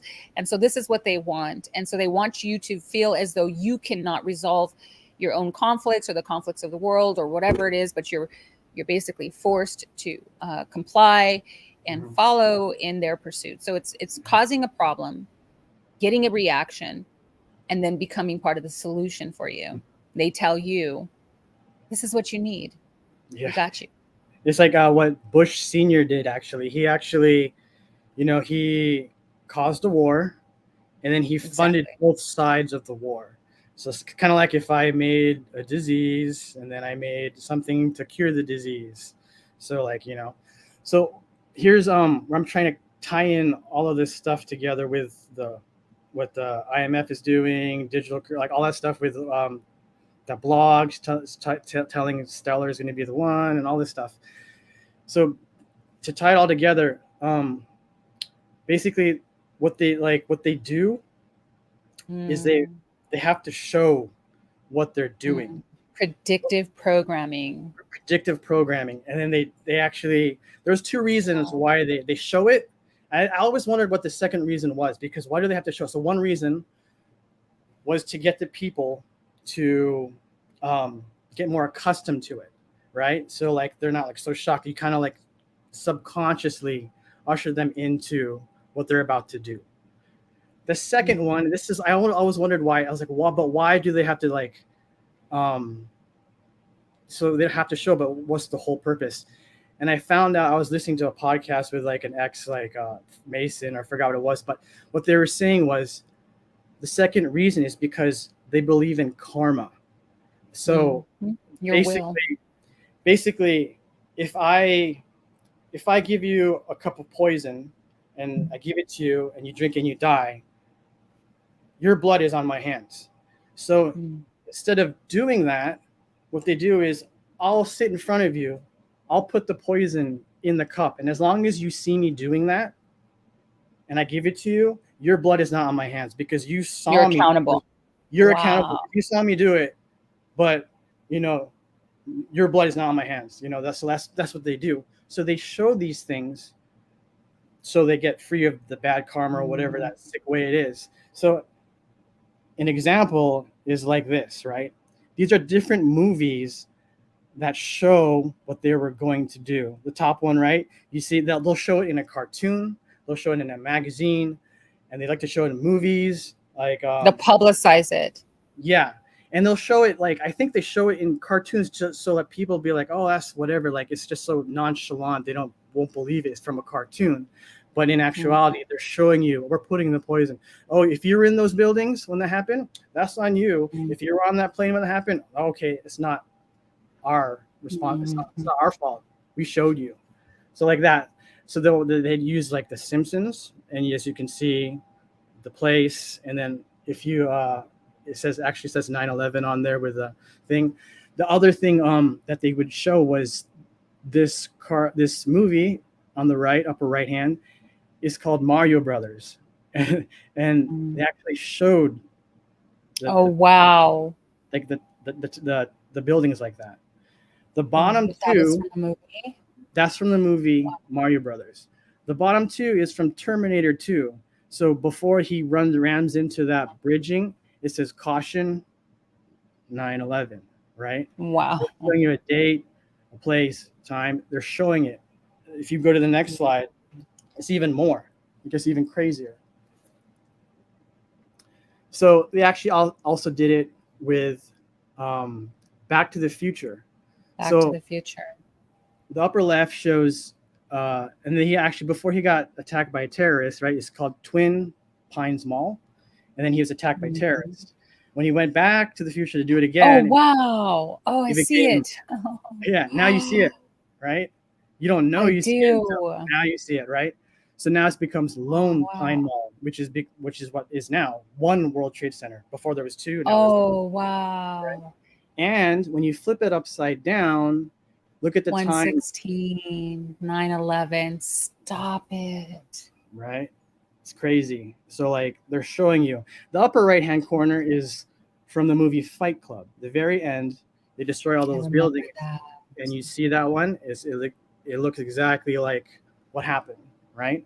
They're showing you everything in plain sight, what we're doing, what we're going to do, and yeah. And it was the World Trade Center. I do see it now. So like I see the two twin pines over to the left, and then when he returns, it's only one pine, and it's at 9/11. Wow! And then they're upside down. They're whole upside down. You know what's interesting is that you made mention of publicizing or making something known, regardless of whether you cognitively agree with it or willfully agree with it. It's interesting. So in the situation of a divorce here in California, you do have to serve the other party. However, nationally, if that party is not, you can't reach them, they've hidden, or you don't know where they're located, all you have to do is make that information. So this came from an attorney. All you have to do is so you file your paperwork and then you make it public somehow. I remember the individual saying, all you have to do is make it public. And I'm like, what are you talking about? He says, well, just publish it, publish it in a newspaper. And if you think you could publish it here in California, but if you think that person is, say, for example, in New York or Florida or something, publish an article in this, section, wherever it's at, and just put, eyes, divorced on this day, whatever, and make it public. I said, but how do I know that he's seen it? He says, we don't. We have the legally on assumption that we are assuming, because this is something that everybody has access to. We are assuming that this individual has access to this and may have not, but may have. The possibility is there that he may have or she may have seen that information and is thereby served. Oh, that's shady. Right. It's so shady, but it's like a thing. It's a legal thing. And I remember sitting there saying, what? So that really ties into what you're saying here. So I'm sure they're using the same sort of, legality or this, legalese that, right, legally in the spiritual realm, all they have to do is assume that you were aware, assume that you knew better, or assume that you are actually in control, because by our own confession, many people will say, I have free will, I have choice. Yeah. It's crazy. Yeah, they're doing it through these movies and everything too. If you go to the next slide as well, there's more. Like predictive programming. Yeah. This is crazy because Die Hard, it's one of my favorite movies growing up. You see a tower blowing up, and then I didn't see it until I put all Die Hard 1, 2, and 3 together, and I was like, whoa! So you see a tower exploding. The second one, you see a plane. The third one is in New York City. Jordan. Is this how they're showing it? I was like, whoa, hiding in plain sight. And I didn't get that until last night. And I was putting it together. I'm like, whoa, this kind of, my goodness. That's crazy. Hold on. So I listen, it says here, high above the city of LA, a team of terrorists has seized a building, taken hostages, and declared war. Oh my goodness. And it's so in the picture, I hope you guys can see this. In the picture, it is a single building, but what does that look like? That's you. Oh my goodness. That's two buildings. I mean, it's one building, but they show it. Yeah. It looks like two. Yeah. Yeah, absolutely. And you can see the airplane going into it over to the left. You can see that, right? That airplane crashing into it. Wow. That helicopter. Yeah. Yeah. So what's the, wow. So they don't only do it with this topic, right? With the buildings and stuff. They'll actually do it with other things. So this was in Family Guy. That's supposed to be Bruce Jenner. 5 years before he came out. So they're showing these things, right? So I was like, wow. And then I saw the episode 5 years, 10, whatever it was. And I was like, it didn't make sense to me until he came out. And I was like, okay, they're showing you what's going to happen.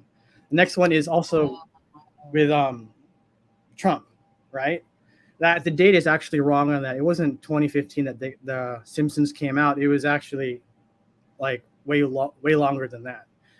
But they showed it happen in a cartoon because they're trying to show you, hey, this is what's going to happen. We're going to, show what we're doing. So, and you notice it says here paid, and then if you look down, vote. So a paid vote, right? So that whole idea that your vote counts. Yeah. No. I didn't catch that. That's crazy.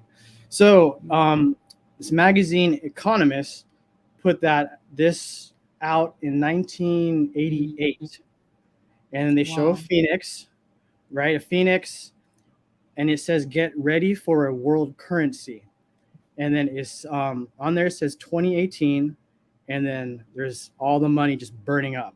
Wow. And phoenix, this is them showing it in plain sight, which is crazy.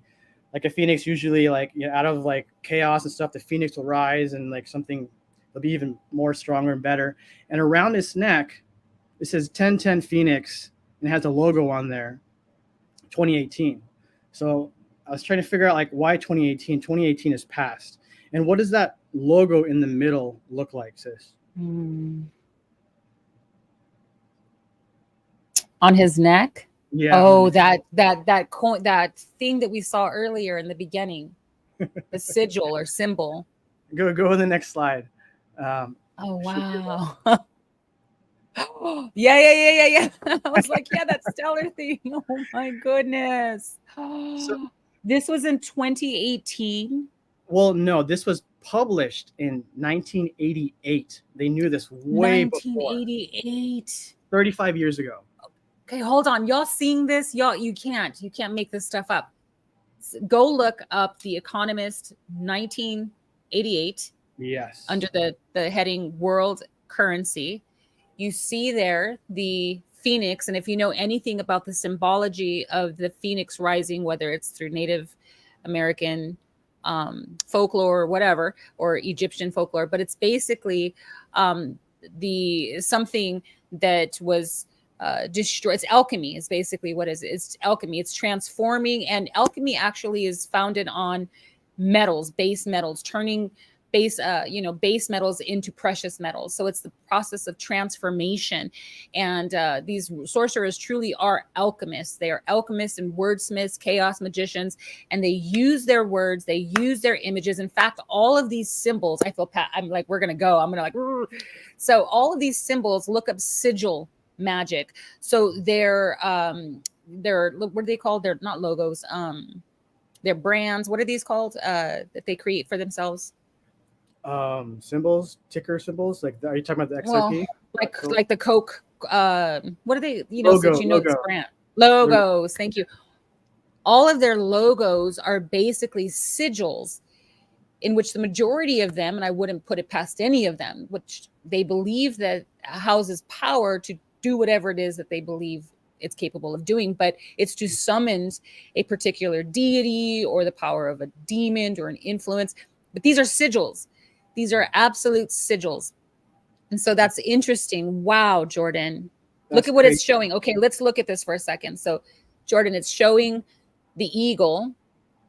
The phoenix. Right. I wonder, the eagle, a phoenix. Yeah. I wonder what that thing on the head is. But nonetheless, the fire. So what's being transformed here? You have to really look at this. What's being transformed then would be the base dollar bill is becoming debased, but being transformed into something such as a precious metal. But really the precious metal here is fictitious. It's an illusion, right? Because it's digital. It's not hard currency. And I had asked you the question, maybe you can answer it now, but I asked you the question, why gold and silver? Why do they lust after it? Why do they covet gold and silver? And what was your answer? Do you remember? Because it's God's money. Throughout the Bible, throughout the whole Bible, silver and gold has always retained its wealth. I know Zach Bauer mentioned on his YouTube channel, there was a story where a guy found, just recently last week, he found 700 pieces of gold in his backyard.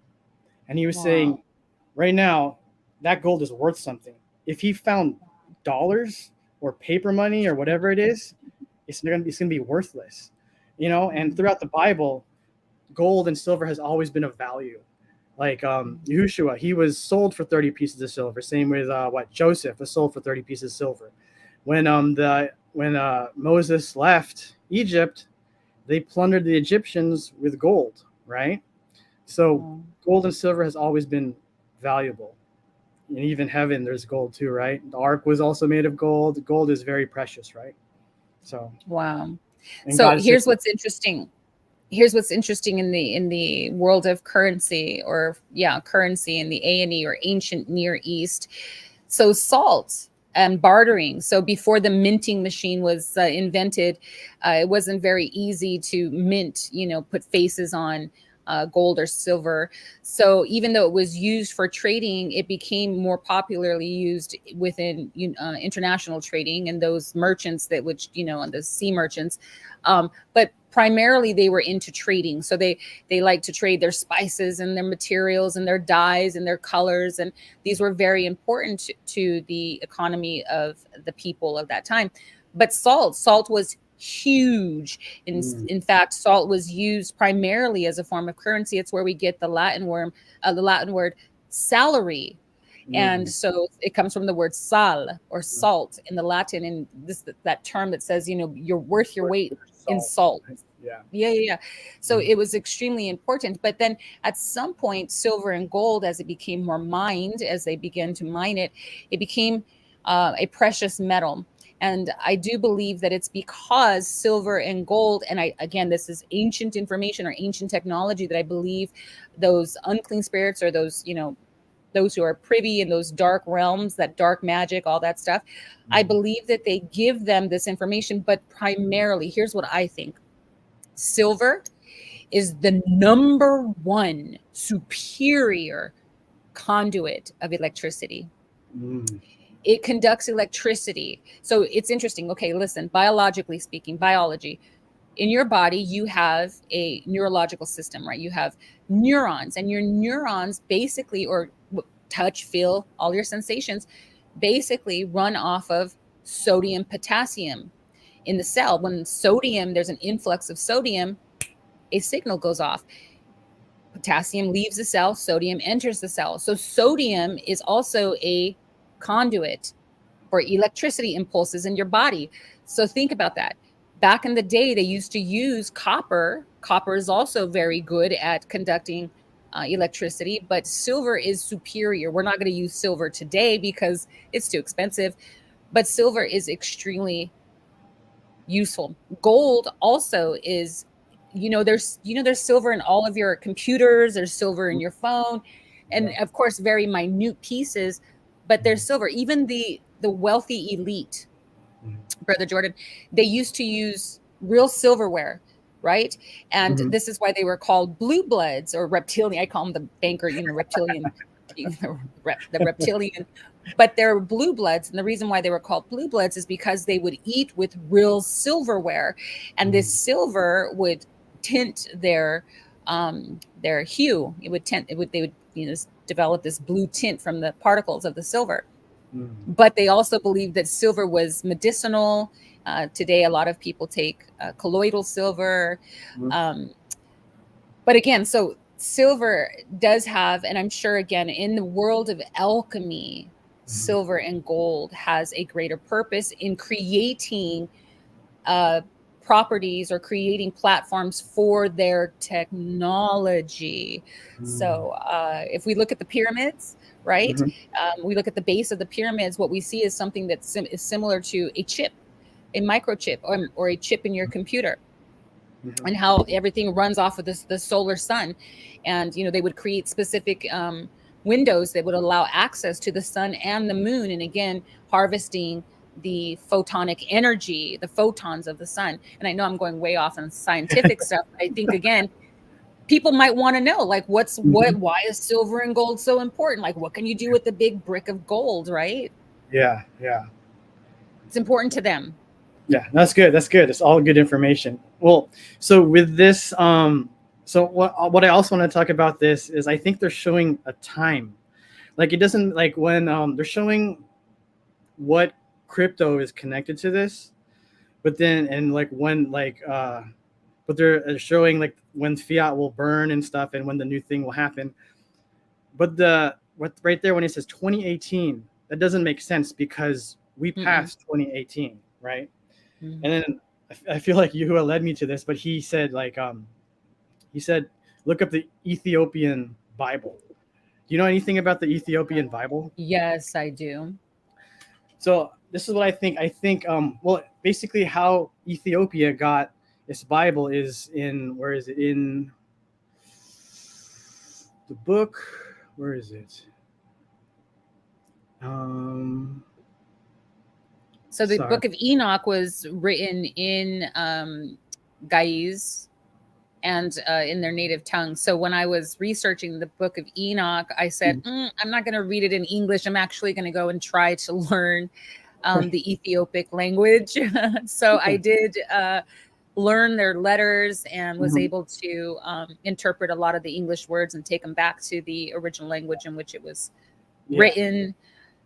But while you're looking at it, I'm just giving you some time. Let me know when you find it. I got it. It's in the book of Acts, basically Acts 8. Basically, it's a story of Philip, and he's walking by, like Yahuwah told him, go walk by this river, or what it was, and he was walking by an Ethiopian guy reading the Bible, and he didn't understand it, right? So Yahuwah told him, go over there and explain it to him. So basically, he says, hey, do you know what you're reading? And he's like, no, I don't. He's like, what is this guy talking about? He's like, well, he's talking, basically told him salvation, through Yahushua. And he baptized him there, and that guy was super joyful, and he went on his way back to Ethiopia. And I think that's the reason why Ethiopia has a Bible over there, because of that instance in Acts. And the crazy thing is when I looked up like the Ethiopian Bible, it actually predates the King James Bible by 100%. 700 or 800 years, right? And I was like figuring out, okay, so what's so significant about this? So I did more research, and I found out that their calendar is actually 7 years before us right now. Like our calendar, we're in, 2023. In their calendar, they're in 2016 right now, because they in Enoch, I think it was Enoch, or I forgot, or it says, one of those books, it says that Adam and Eve were in the garden for 7 years before they got kicked out. So the current calendar now is 7 years off. So when you look at that Phoenix picture, it says 2018, the elites and all of them, they're running off of the Enoch calendar, which is 7 years. So right now, it's only 2016 in their calendar. So in 2 years, this is going to take place in 2025. So like they're running off of that calendar. So like it's crazy, because like I'm getting goosebumps right now. But me too. Oh my goodness. And the crazy thing is like if they're running off the Enoch calendar, the Ethiopian calendar. Sorry, was I being saying Enoch? Ethiopian calendar. If they're running off of that 7 years before, we have 2 years to prepare.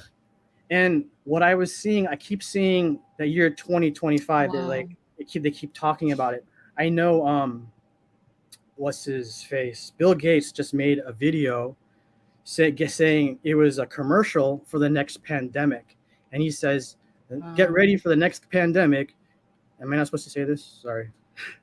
Oh, that's okay. That's okay. Okay. I think that word's okay. Okay, cool. Just not the C word. Okay. I won't say the C word. But he's saying, get ready for the next thing, the next sickness. And in the commercial, it says it's going to happen in 2025.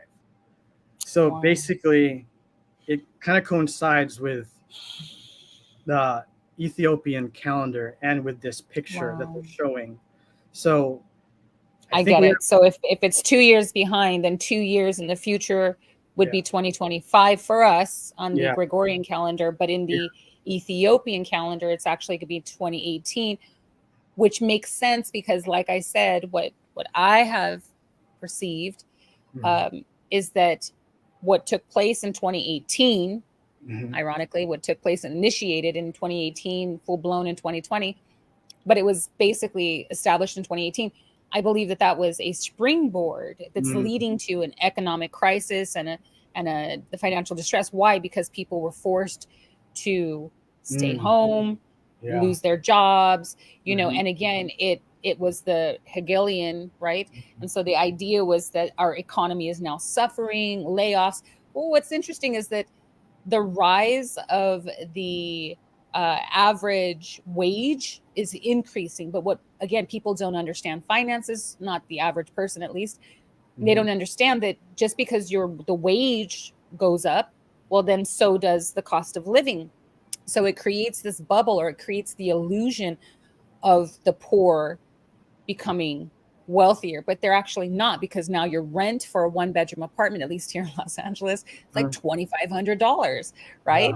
And you know, gallon of milk, like, I don't know about you, Jordy, but gallon of milk for me is $20. And so eggs, right, $10 for 12 dozen for a dozen eggs. You know, I mean, again, the cost of living, you know, you get all these hike increases and rate increases for your gas and for your water and for your trash and for taxes. And so people think, oh, look, I'm making $25 an hour minimum wage here in California, but everything else has also gone up. And, you know, it's an illusion.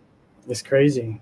So besides finding this, you know, like what I also was trying to glean from this picture is like 1010, you know, like, why does it say 1010?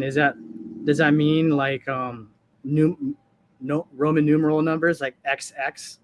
Like, is that what is going to be used as well? Like, and this week, what's his face? Elon Musk just said, I'm going to use X.com. Are they showing that in this picture? I don't know. I'm just trying to, like, you know, trying to decode this picture. But basically, yeah, get ready. It's going to happen in the next couple of years. I think. I could be wrong. I don't like the date set.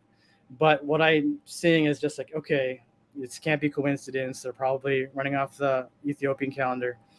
And I was actually going through some YouTube videos, and I found some YouTube videos that actually show how they might do it, how this all might play out. So if you could play those videos, that'd be great. Absolutely. And just a question. I have a question here by Living, by the way. Is it a letter P on the neck of the phoenix? It looks like a letter P, but it looks more like the XLM stellar logo. I think that was an old question, but I'm looking. I can't see my comments here. Let me get that video for you. Hang on just a minute. Cool. Without showing my full screen. This is good stuff, Jordy. And again, we're just laying the groundwork here. And then we're going to come to a conclusion eventually on what we can do to prepare. Now, you're talking about Gregory Manarino. You want that video? Yes. Absolutely. 1339. I got you, brother. Yeah. Way ahead of you. Got you. Okay, you ready? Yeah. Oh, you know what? I'm not sure if it's gonna do the same thing. So let me just make sure, and I'll share the screen this way. Yeah. Share so basically, audio. Just to tee this up, is basically how the dollar and like how the new currency will happen. What will happen? Like, they're showing it in plain sight. Basically, what they do, they like to show it in movies and TV shows and stuff. So they're actually showing it. All right. So, yeah. Well, praise Yah. Let them show us. So now that we know that this is their trickery, well, we'll make ourselves aware, and we will consider ourselves informed. And then guess what we get to do? We get to go in prayer and fasting like you and seek wisdom from the Father as to what we're supposed to do with this. So here we go. Let me know if you can hear it, Jordy. Hi. We found a video. Yes. I wanted to actually share it with you. We catch a lot of things in movies. You know, they sometimes leave It's so breadcrumbs. true. I'm It glad is, you man. brought that up because you're So- absolutely correct. I'm with you on this. Good. Oh, check this out. Massive currency accounts, all in U.S. treasuries. Traven's made a total commitment to U.S. dollars when there's been a hurricane in the Gulf and a string of negative economic reports. What does it mean? It's external sterilized intervention. Like I'm an idiot, please. The dollar should be going down, but it's up. A few cents every day the past week. I think they're propping us up. Why? I think there's a coordinated plot within Russia to collapse the dollar and crash the U.S. economy. And it's going to happen soon. And it'll be time to follow a terrorist attack on U.S. soil. No, that'd be crazy. The Russians would lose as much as No. anybody in a collapse. No, the Chinese will lose more. And once the Russians start to sell, the rest of the world is going to dump every dollar they have. All right, let's say it's happened. Let's say you're right. What's the aftermath? They'll recover. We won't. We don't have their oil reserves.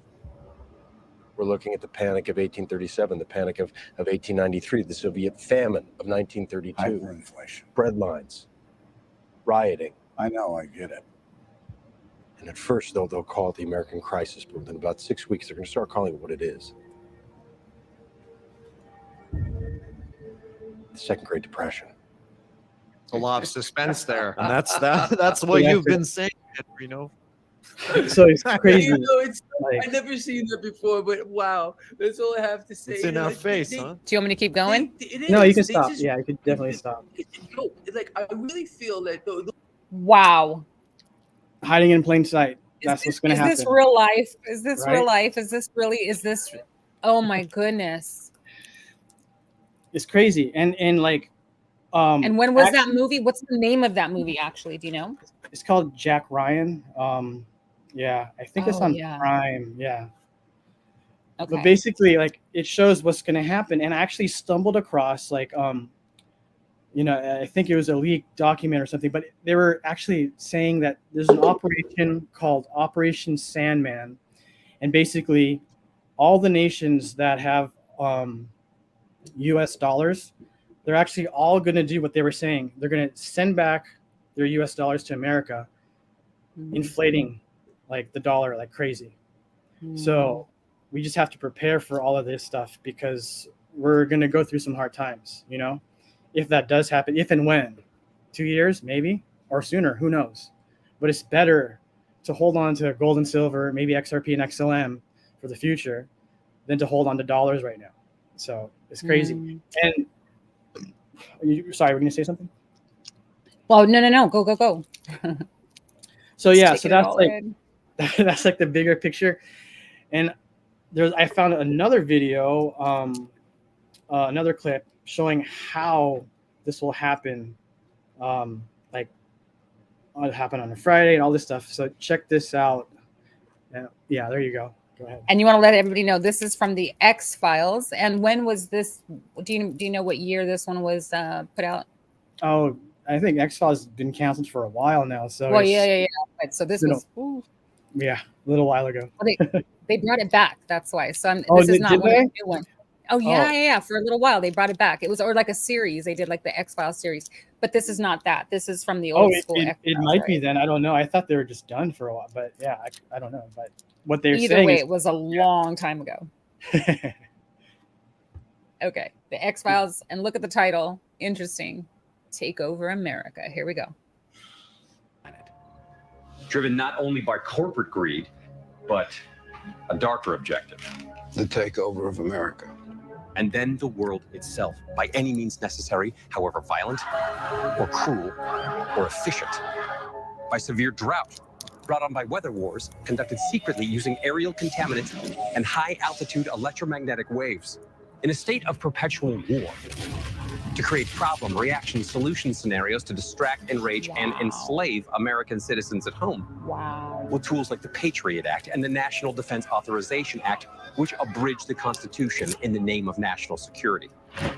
The militarization of police forces in cities across the U.S., the building of prison camps by the Federal Emergency Management Agency with no stated purpose, the corporate takeover of food and agriculture, pharmaceuticals and healthcare, even the military in clandestine agendas to fatten, dull, sicken, and control a populace already consumed by consumerism. And I encourage you all to go shopping more. A government that taps your phone, collects your data, and monitors your whereabouts with impunity. A government preparing to use that data against you when it strikes. And the final takeover begins. The takeover of America. By a well-oiled and well-armed multinational group of elites that will cull, kill, and subjugate. Happening as we sit here. It's happening all around us. The other shoe waiting to drop. It'll probably start on a Friday. The banks will announce a security action necessitating their computers to go offline all weekend. Digital money will disappear, They can just steal your money? followed by the detonation of strategic electromagnetic pulse bombs to knock out major grids. What will seem like an attack on America by terrorists or Russia. Or a simulated alien invasion using alien replica vehicles that exist and are already in use. An alien invasion of the U.S. The Russians tried it in 47. So you can stop here, sis. You can't say these things. I'm going to say them. Jordy, you can't say these things. It's all there, hiding in plain sight, right? It'll start with happening on a Friday. Banks will go down. You'll be able to get your money and all of that stuff. It's there.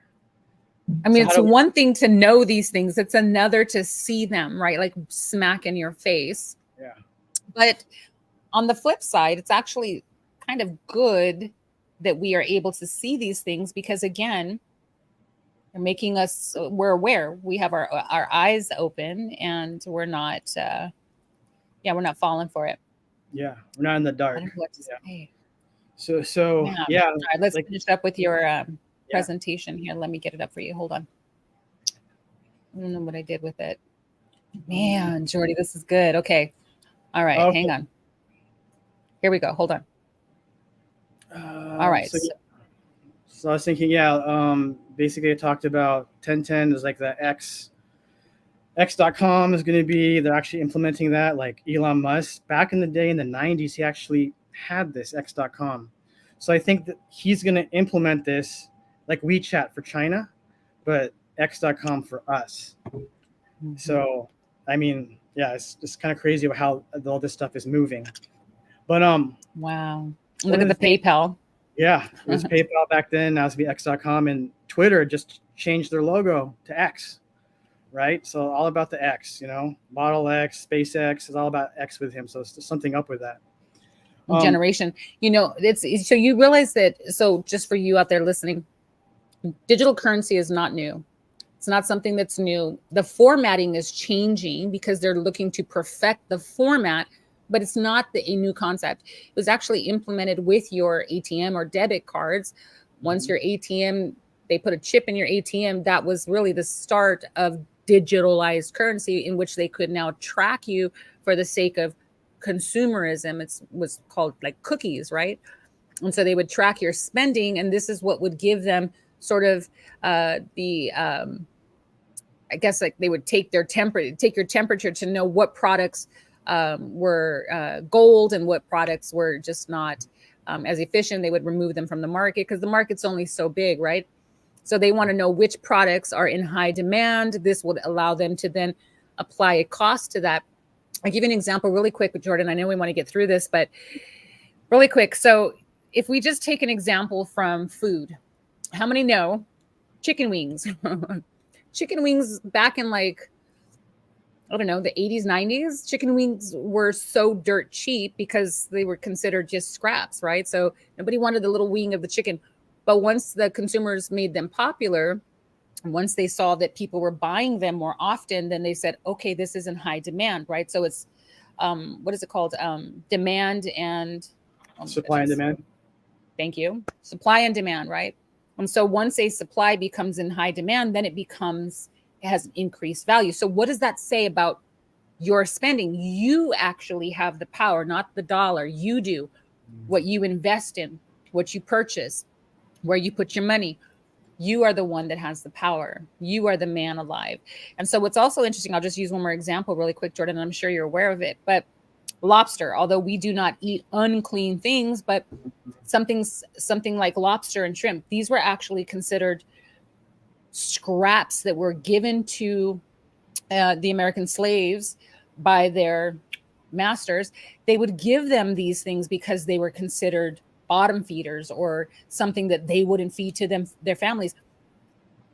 Once it became in high demand, then it became expensive, right? Mm-hmm. So again, that's one way to determine. It's not the only way, but it's one way. So it's interesting to note here that digital currency has already been in effect with your ATMs going online for banking, and that's it. Also, Mike, I guess I'm going to propose this question to you. Oh, look at this. Check this out. Elon just changed Twitter to X. Yep. Yeah. So also, oh, I forgot what I was going to say. Anyways, let's just continue with your presentation and it'll come back to me. Yeah. So he's implementing that now as WeChat. So like I think this is crazy right here, right? The messaging goes deep. Like they're actually trying to show this, getting our kids. There's that utopia. Yeah, subconsciously, aware of crypto like XRP and XLM. My daughter wanted to check this movie out, and if you don't have eyes to see and ears to hear, you won't get it. But she's like, Dad, can I see this movie? It's called Elemental, right? I'm like, okay. And I looked it up, and then I looked at the characters' names, right? The girl is the fire, her name's Ember, and the guy is water, his name's Wade. Their last names is Ember Lumens and Wade Ripple. Like they're getting our kids to get used to it. They're like, hey, this is what you're going to be using as currency. Oh my goodness. Lumens. Oh my goodness. It's crazy. So like it's very subconscious, but they're getting our kids ready for this, for the future. Lumens and Ripple get fired up, make a splash. And you see that duality that they love. They love duality. And because that's alchemy. Do some research on alchemy. Alchemy, I'll give you a definition here, also includes the grouping of the 4 elements: fire, water, air, and earth. We just saw a picture where the phoenix is emerging from the ashes or the fire of something old. And so being able to master these elements and to perfect them to create, that's why they do what they do. But interesting here. And then look in the background, you see this utopia, right? This ideal futuristic environment. Oh my gosh, there's just so much here. It's crazy. There's just so much here. Lumens and Ripple, y'all get that? Her name's Lumens because she's the fire, she's illuminated. His name's Ripple because he is water. Getting our sorcerers indeed. Yeah, if anyone wants to find out more about XRP, a good channel to watch is Black Swan Capitalist. They go through a lot of good information. The next guy is who's next? This guy is called Crypto Sensei. His face is cut off. His name's Crypto Sensei. He has good info. He's really nerdy, so he actually gets the details of how XRP will be used. He's a good stuff. And the last guy is Zach Rector. He talks about news and stuff about XRP and XLM, what's happening. So those are just some good stuff to follow if you're interested to learn more about this. But in conclusion, if you pray about it first, see what you don't need to show this stuff. This is just okay. Yeah. But in conclusion, pray about it, see what Yahuwah wants you to do. Because if you retain your wealth, get out of holding the dollar, get some gold and silver, some XRP for the future, maybe. Pray about, see what he wants you to do, because we're going to go through some hard times soon. We have some time to prepare, but it could be sooner than later, so we don't know. Yeah. And if it does, if you do get wealthy through these things, use it to help the body, for the people who don't have. Use it to help your brothers and sisters, and just to prepare. God gives us wisdom and guidance to know what's going to happen in the future, and is for us to just be ready, like Joseph did with his dream of 7 years of famine. Right. Well, right. Get ready. Something's happening. It's down the line, and it's soon. So you have 10 equals X. That's exactly what I was saying. Why 10, 10? And they're Roman numerals. Yeah, Roman numerals. So, yeah. What's interesting, too, is that the beast that comes out of the sea, in fact, we're working on a video. We are not going to present it tonight as we're running out of time, but we're working on a video right now, and I want you all to tune in. It is fantastic, but it is showing the origins of the Phoenicians and the Canaanites, who were the first bankers or merchants to trade along the Mediterranean coast and the Atlantic coast. And what's interesting is that through their language, they were able to merge with the Enochian language and create English. And if you know anything about modern English, English is the language of trade. It was created, not the King's English, but the English that we know today. This is why there's many words that derive from various dialects. So English was created in order for them to barter and to trade at the banks, at the ship banks, you know, where they would bank, what is it? Ports, at the ports, right? So people were trading from all over the world. And in order for them to have some sort of medium, a language that would allow them to have equal weights and measures, then they created this language. What's interesting is that the Phoenicians and the Canaanites were really responsible for soliciting and creating the trafficking that we know today. And among all of their trafficking were the souls of men. So we're going to do this video. It is we were up all night working on it. So I'm going to be posting that pretty soon. But as I was going through that and researching it, I said, oh my goodness. In fact, one of the acronyms, check this out. The acronyms for the Canaanite people was CHN, right? CHN, CHNA, Chana. And the only letter missing there is the I for China. And so I started thinking, where did the Phoenicians go? Who really are the Phoenicians and how have they mingled into the banking system, which leads us to our final presentation here. So when it comes to regulating, that's the key for the mark of the beast. When it comes to regulating, what are they going to regulate? What are they going to use as a strong arm against the people in order to manipulate and control your choices? That's going to be the economic system, the financial system, to control what you're able to buy and sell. Nothing else is going to be able to have that kind of power over an individual. And again, how they will have the power, because when currency becomes programmable and digitalized, then the royal, they will have power to shut it down.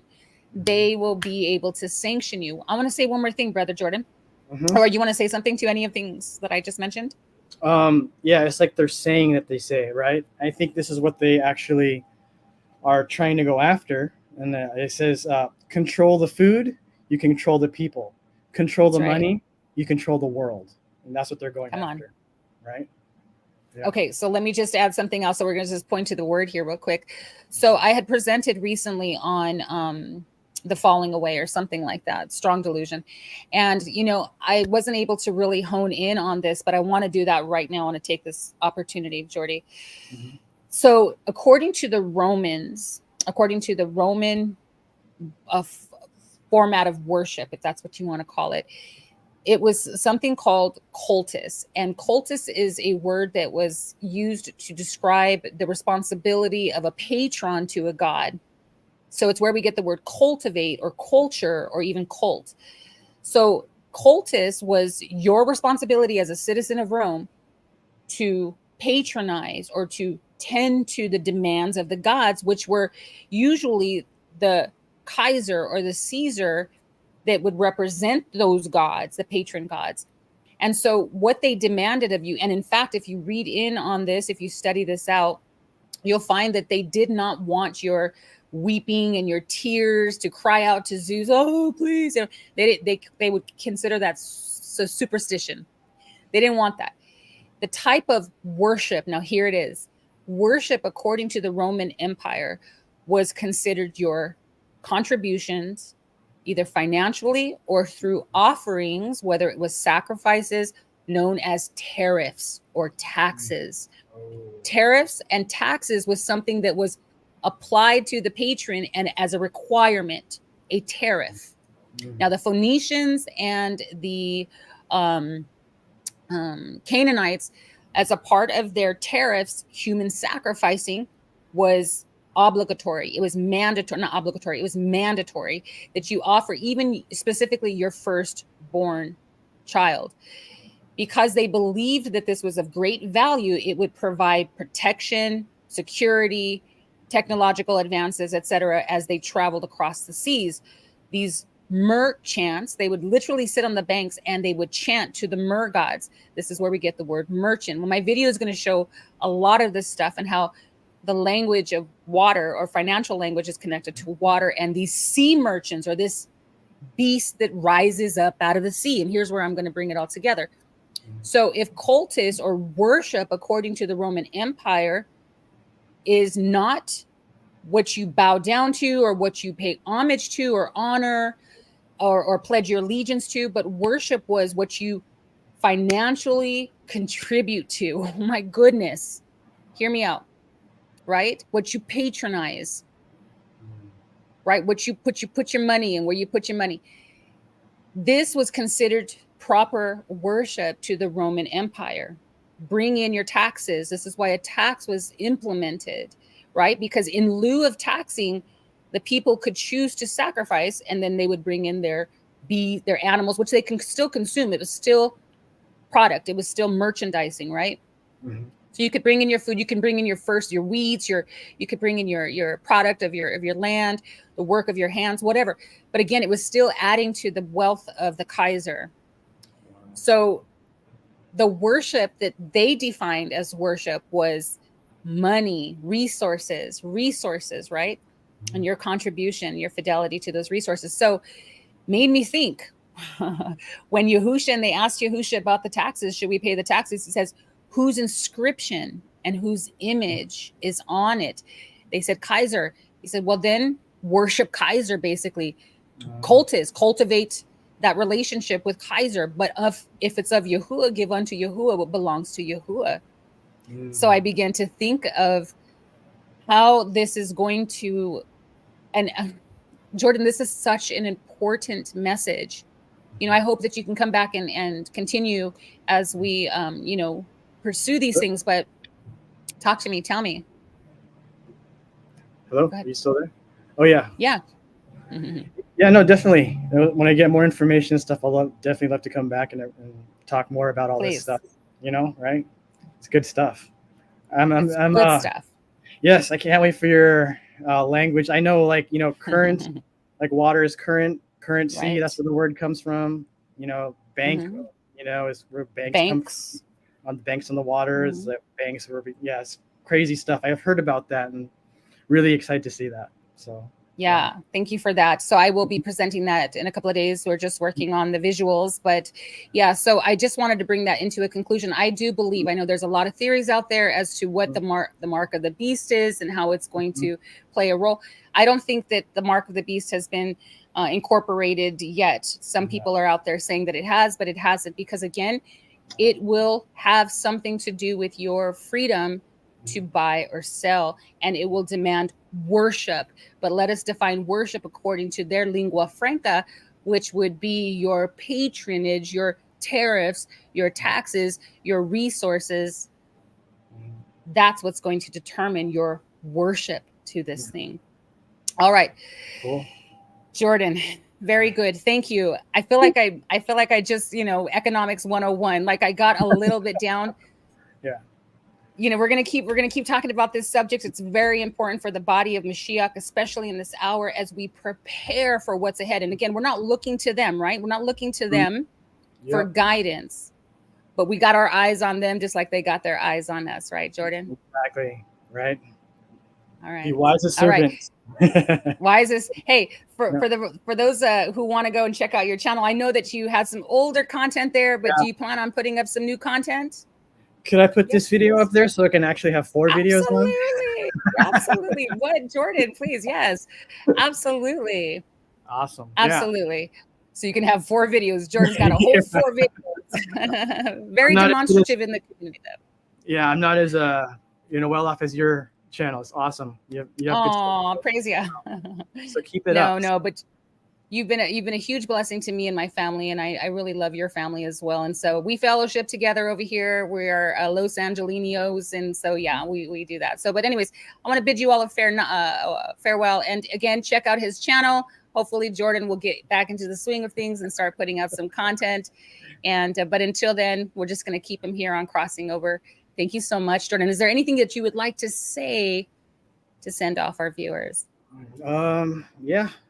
Just prepare, pray, ask Yahuwah for wisdom, where to lead you with the information you've just learned, and just seek for his guidance. So that's Absolutely. it. And shalom. Shalom, shalom, everybody. We bid you farewell. Yeah, be with you. Don't forget this Tuesday, I got Brother Nathaniel Stone joining me. I'll see you all then. Shalom.